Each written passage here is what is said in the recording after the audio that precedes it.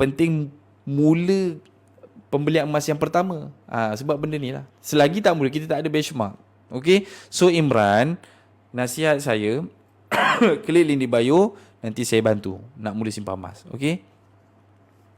Nak start berapa yang elok? Abu Muhammad, start 100 je, tak payah banyak. Start 100, konsisten. Tapi dia, okay, bila kata nak start berapa, saya tak boleh lah nak kata 100. Sebab ada orang, dia memang gaji sebulan dia 40,000. Takkan saya nak kata 100? Tak kena lah. Kalau gaji 40,000, 10% daripada 40,000, 10% berapa? 4,000. Kalau gaji dia 10,000, RM1,000 dia simpan emas. Kalau gaji dia 3,000, 300 lah dia simpan emas.